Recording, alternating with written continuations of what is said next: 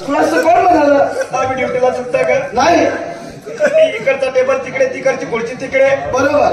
झाडू पोचा सर्व लावता राजनामध्ये पाणी भरता बरोबर. आम्ही ड्युटीला सुटता का नाही नाही नाही. तुम्ही सांगितल्याप्रमाणे आई साहेबांकडे गेलो. आई साहेब म्हटलं तुम्हाला आबासाहेबांनी बोलवलं. मग तुम्ही पुढे चला मी केस करून येते म्हणे. केस करून येते म्हणे.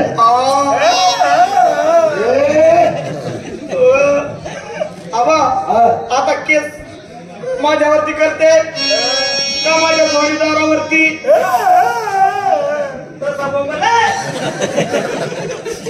का तुमच्यावरती? आबा तुम्ही गरीबाचे मायबाप, तुम्ही गरीबाचे आणले जाता, तुम्ही काही करा पण एवढे केस करा. कुठला केस कळालं? असं बोला चला.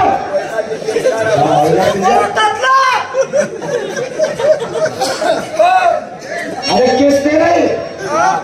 केस म्हणजे ती काय बोलली तुला माहितीये का? काय? अरे बाबा आता सकाळी सकाळी तिच्या अंघोळ स्नान झाली ना. अरे ते बोलली गंग्या तुझा आम्हाला सांग मी केस विसरून येते म्हणून. म्हणजे येली पणी करून त्या कव्यातले केस काढून येते. ते केस रे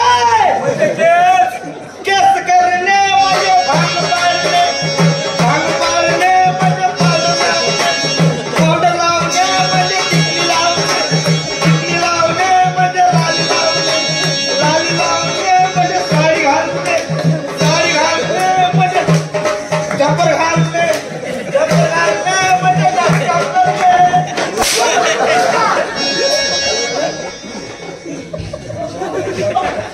आई साहेब काय नाचकाम करता काय रे?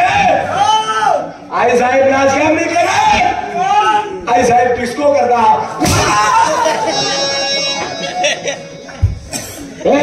गंग्या बघ आले का ते? आल्या आई साहेब. आई साहेब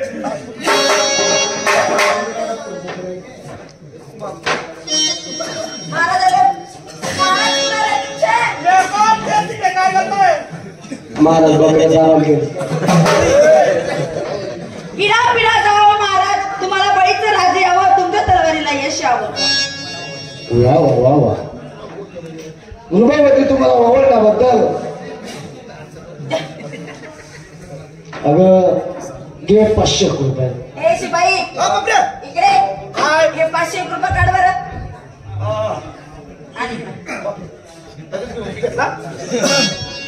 आई साहेब काय रे? तिथं काय आहे? अरे मूर्खा, सीताबाई माणसाचे पैसे ठेवायची पोट पिशवी असते. इतका काय डुकून डुकून बघते? तिथं पैसे नको ठेवता तुम्ही. उंदीर मामा कतरून घेतो.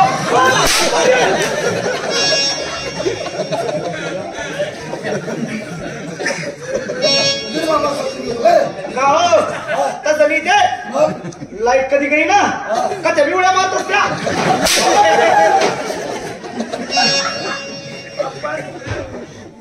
आई साहेब आबा काय मी पण तुम्हाला करतो. काय आरती तेच ना हो. आई साहेब समजा मामाच्या गावाला गेली. बरोबर बरोबर गंग्या. मग तुम्हाला आरती कोण करीन? बरोबर बरोबर माझा गंग्या करणार. मग एखाद्या टायमाला तुम्ही दरबारात येता. हो मग तुम्हाला पंचारती लागते. बरोबर.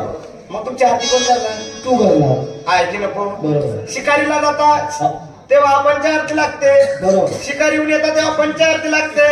आपल्या राजघराण्याचा असा नियम आहे. नियम आहे. ऐकी नको. बरोबर, बरोबर. तुमचा